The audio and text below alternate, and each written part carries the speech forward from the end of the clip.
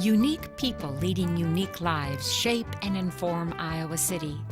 This community is enhanced by these women and men who live in our midst, working, teaching, creating. Welcome to a series of conversations with people who have stories to tell.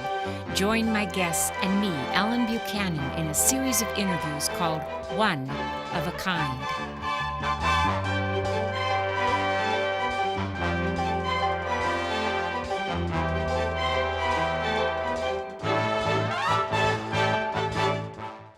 My guest on One of a Kind is Jim Mondanaro, an entrepreneur, restaurateur, and yoga instructor.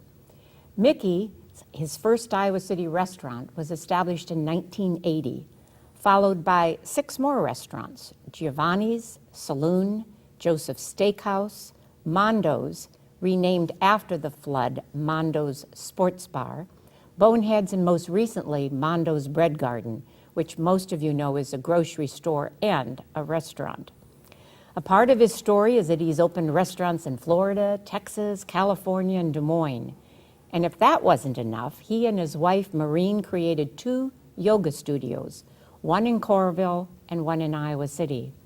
And as you will hear in the interview, yoga has become his passion. Jim's boyhood home in Ottumwa centered around the kitchen and his family's love of food. He and his 7 siblings enjoyed Italian cooking, whether it was homemade Italian sausages or Italian cheeses sent in from New York. Jim and his wife Maureen are raising 3 daughters in our community: Lauren, Anna, and Mary. Vanessa, a daughter from his first marriage, has provided Jim with 2 grandchildren. Welcome to One of a Kind. Well, thank you for having me here. Your story begins December 4th, 1951 in Ottumwa, Iowa. Tell me a little bit about your first family and what brought them to southern Iowa. Well, my father's best friend when he was in the Navy was the brother of my mother. And so he came back on leave with Max, my mother's brother, and it was love at first sight. And so, and that love that they had at first sight, I have to tell you, was that same love for 53 years. It wouldn't ever surprise any of us kids when we were all together for him to bend my mom over and give her a big old kiss. That's just the way it was. And, but life was different then. You know, she raised all 8 of us kids, didn't work, and we thought we had everything in the world, but we really didn't have anything except a home with a tremendous amount of love, and we ate a lot of good food. A lot of good food. What did your father do? What was he? Well, my father originally was a clothing salesman at Brody's Store for Men and Boys in Ottumwa, and then he became the executive director of CETA, which was the Southern Iowa Economic Development Association that oversaw a lot of like Head Start, those types of things. And so he did that until he retired. And did your grandparents come, did I read, from Italy? Well, his mother and father came from Italy, and they never did speak English. Did you know them? Very vaguely. I mean, that was, they passed away, I believe, by the time I was 4 or 5. But my father, at that time, getting back to my father, which was a unique story in itself, he was part of what the Navy called then the UDTs, which was underwater demolition teams, which were the equivalent of today's Navy SEALs. They were the first people to start that process. And he taught scuba diving for years in Ottumwa, but never taught his kids. For some reason, he just never embraced that as something that he wanted to lead us into. But that's how that whole thing began, and it was good. So you went, I read in the research that you went to Parsons College after high school, and it closed down your senior year and you transferred to Iowa State and was a political science major. But then something happened. Restaurants kind of floated in front of your eyes. Why? I mean, what was the motivation to start? Well, the motivation was money. I mean, I went to school, and I was married at 19 and had a child. And when Parsons closed, I really wanted to get on with my education. And I think all of us can look back, at least I can, with the people that I associate with.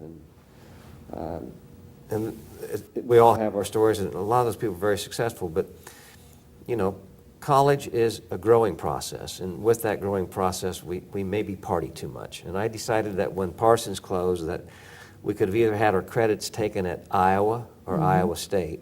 Everybody was going to Iowa, and I said, I am not going to Iowa. I want to go to Iowa State and get on with my life and get this underway. Well, that sounded good, but I think what I did was I broadened my network, because I went to Ames and I met a whole new group of people to go to college with and party with. So anyway, my final semester at Iowa State, I was to student teach, and I wanted to go to law school. So my major was political science with a minor in ed, and that semester, just before I was to student teach, a guy that I was working for asked me if I wanted to buy his place. I said, with what? And, you know, I had a federally insured student loan, and I took that along with hard work on my own and a couple buddies, and I turned it into my first restaurant. In Ames? In Ames. And how long did that last? Well, I remember I borrowed $8,000 to do that restaurant from a banker. And I ended up paying him back in 3 months. And I was off to the races, and I never looked back. Now, there's been a lot of successes, but as equal, there have been failures. And then how did you get from Ames to Iowa City? Well, Iowa City, that some people don't know, my first venture in Iowa City actually was the Copper Dollar, which is where the Q Bar was, which is, yes, if you really want to go back a little bit in time, it's where the COD steam laundry used to be on Iowa Avenue, which used to be called the COD as a bar. And we took it over from the COD and gutted it and turned it into the Copper Dollar. And I was there until '78, then left and went back to my hometown. Of Ottumwa. And opened up a restaurant there. Vanessa's? Vanessa's. Uh-huh. Didn't work. Didn't work. Lost everything I had, as a matter of fact, and realized that what I really needed down there that would have made it was a good old hamburger and a can of Budweiser. So I turned that restaurant that did make it into something such as that, and it was enough to get me out of there back up to Iowa City in '80 to start Mickey's. To start Mickey's, and then look at all of the successes you've had. Well, yeah, it's been a journey. I've been blessed with good people, people that understand that it's about the quality and it's about being committed to that. You opened restaurants, though, like I said in the introduction, in other states. Yeah. How wasn't that difficult? That you weren't there on the. I mean, I'm sure you visited it, but you weren't there in 24 hours a day, like you have to be when you start. Ellen, what I learned then in this book of tuition that someday I'm going to write. Okay.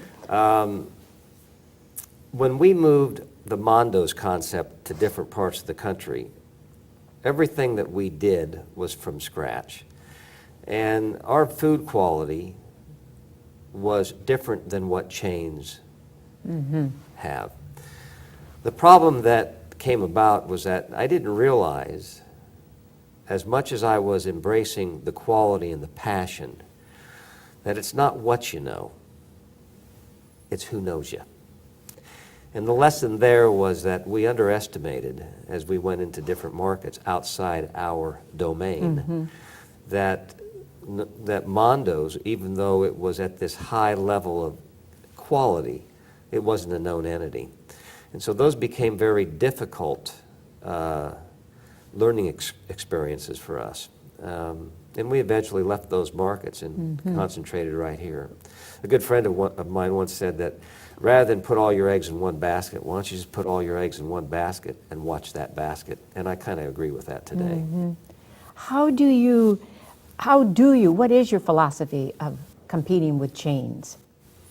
Well, someone asked me that before the change came with the opening of the Coral Ridge Mall, and I said competition excites us because we great. like to put our food products side by side with anybody else that wants to go and show us what they're doing. And if they had something better, great.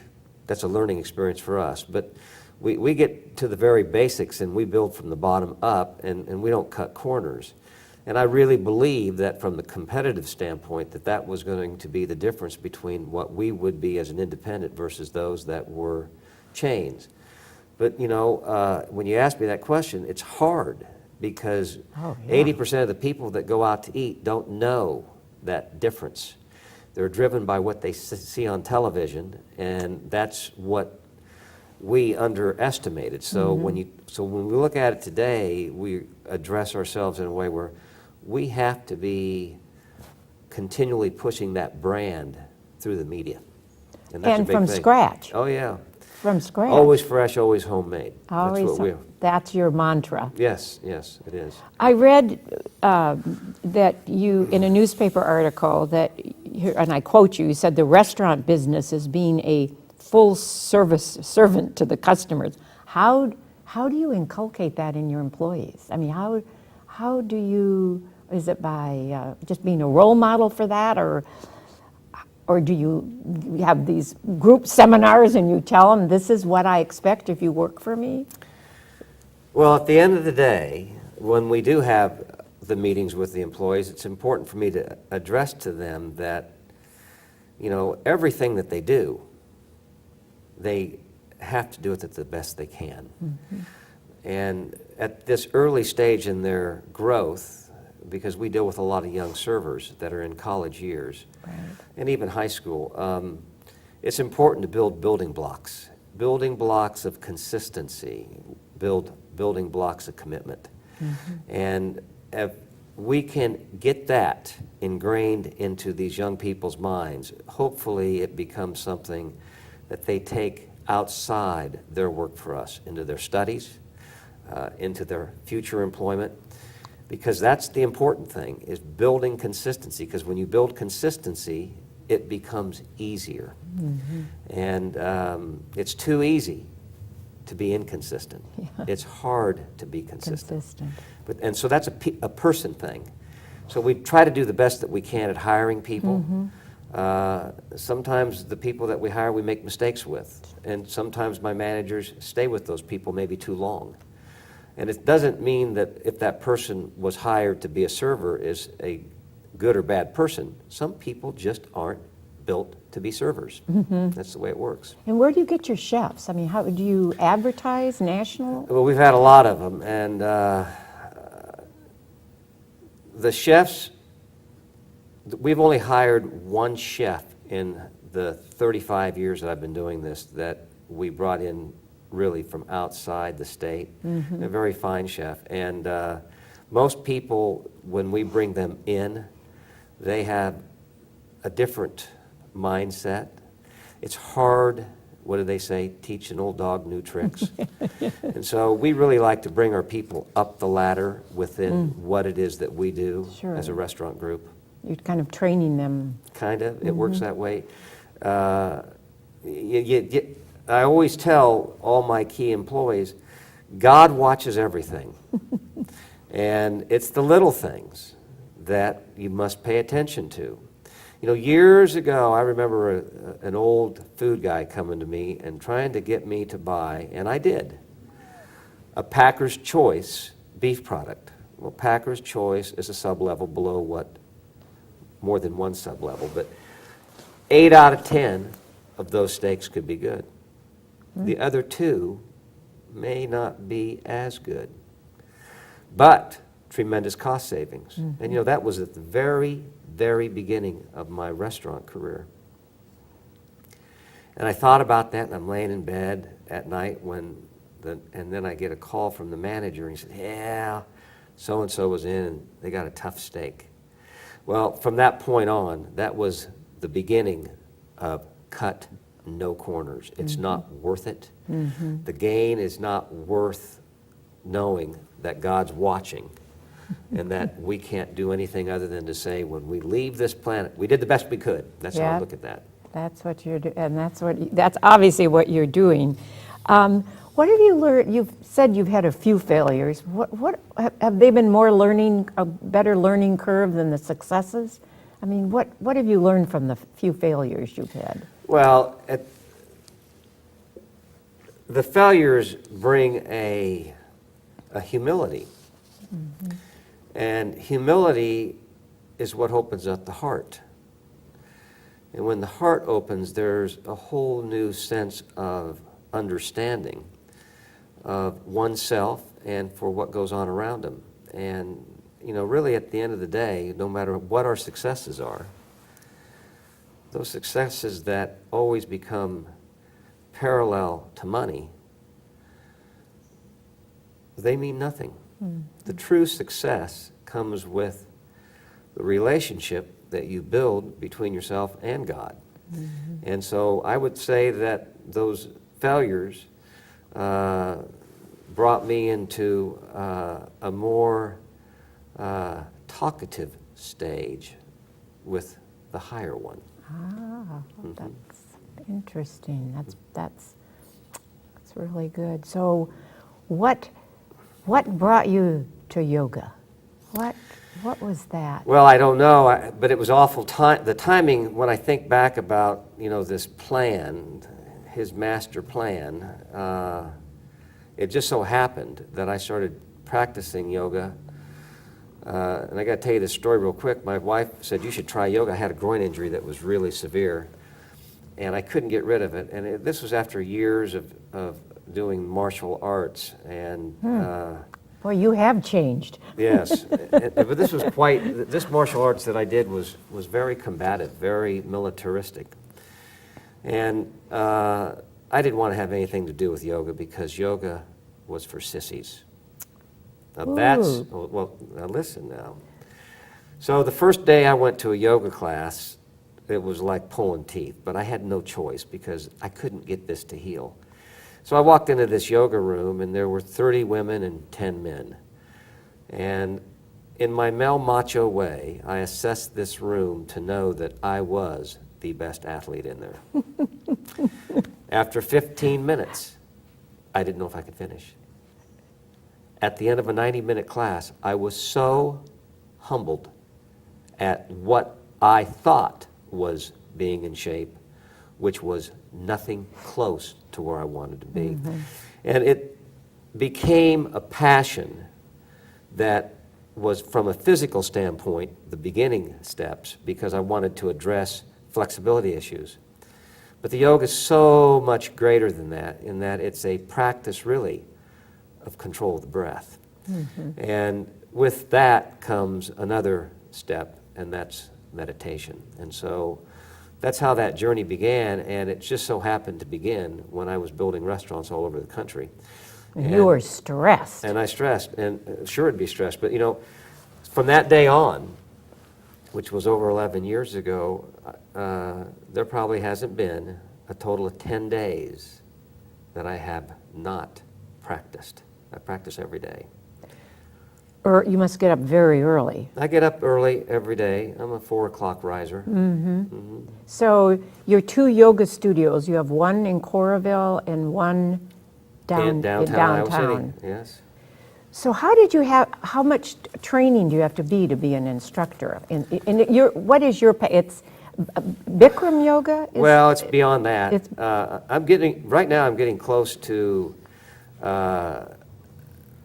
having 10,000 hours of practice, which is a milestone. And so the style that I teach is a blend of hatha asanas, which would be some ashtanga, the Bikram style, which is, that lineage is out of Calcutta. There's 84 asanas in that. And so, a lot of what I've done is the interpretations from people as well as styles to blend into what it is that we teach at Hot House. And But you add something different. Your path is you had heat. We have heat. And yeah. some people might not understand that. Explain that. Well, the heat that we have, and that needs to be addressed because in some of the studios throughout the country that have heat, there is a relentless pressure to too much heat. Mm-hmm. What I'd like to look at the heat in our studios is what we would call the cool juicy. It's just enough heat that the room starts to get enough of a humidity factor to it with people working hard. The heat then gets shut off, and then you have this constant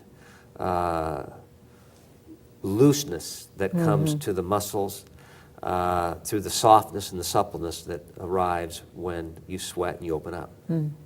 But too much heat is not a good thing. You just want the perfect amount of heat. And there's a heat index that one wants to deal with there, and that's another story in itself. And it lubricates your joints. My wife said it best. She said it's like a guy that shoes horses. They heat up the steel to bend it. And it's kind of like with the heat in the yoga room. You kind of heat it up to make it a little bit more flexible. Have you ever been hurt in yoga? Absolutely. But what that really is layering. Everybody has this body that we has a beautiful ability to hide injuries to keep us moving. And I always warn my students that as they address the yoga to a deeper path, that they're going to uncover those layers. And those layers, as I'd say, is the battle between the low side and the high side. The low side, the one that likes to go out, drink beer, eat chocolates, and eat a big steak, would rather not do yoga because yoga is punishing. Although it's not punishing, it is refreshingly enlivening. But it's always that battle to the student that comes into the room. Do I really want to do this? And then every time they leave, yes, I'm glad I did it. I'm glad I did it. It's the yin and the yang of it. It's the yin and the yang of it. So these layers will confront you to try to get you to quit. So I don't have many issues anymore. That's good. That's good. But I've been through a lot of layers.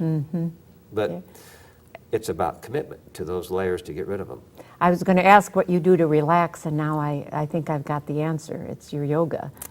It's the yoga and it's the meditation. You know, it's the breath is a most difficult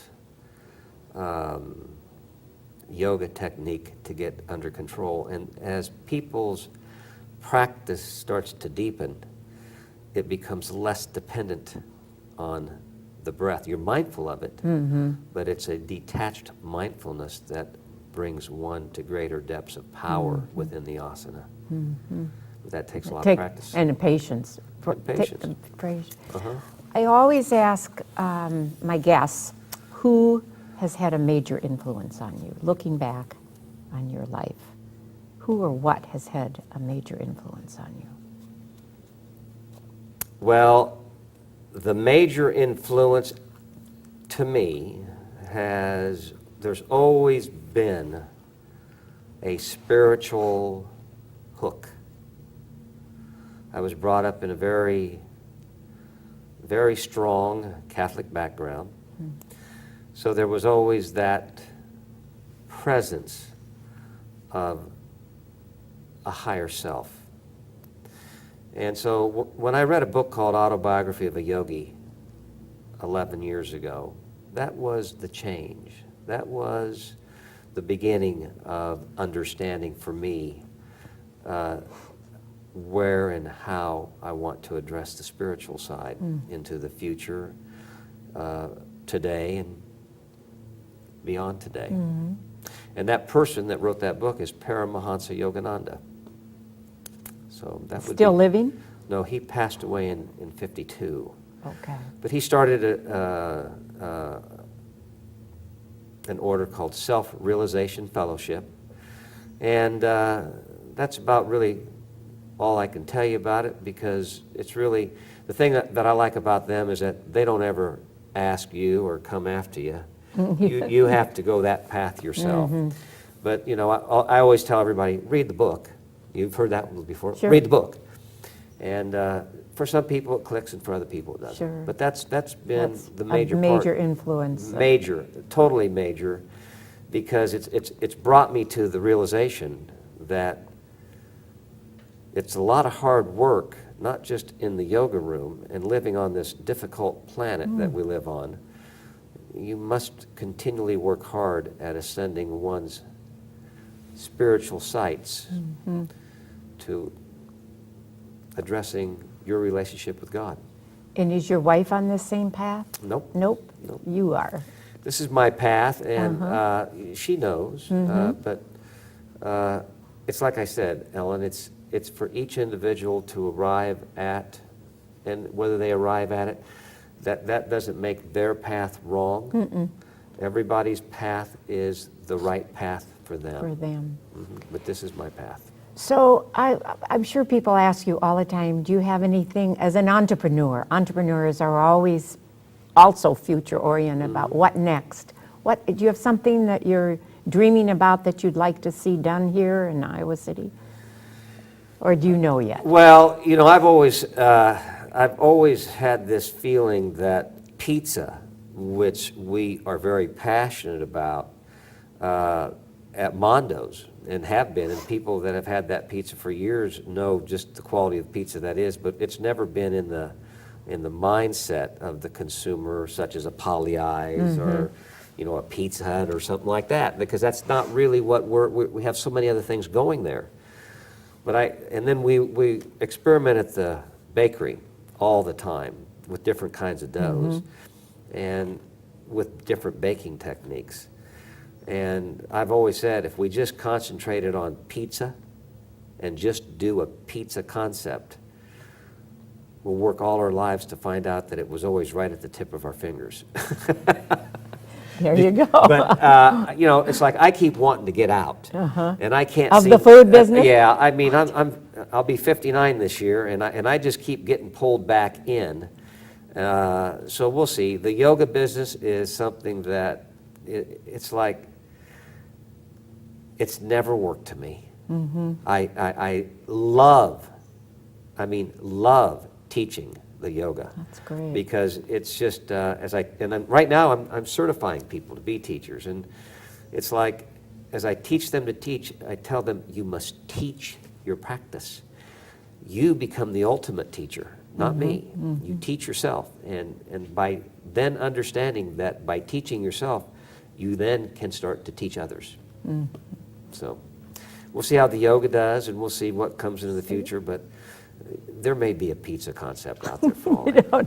My last question, because our time has run out. What's the best part for you of living in this community? What do you like best about our community?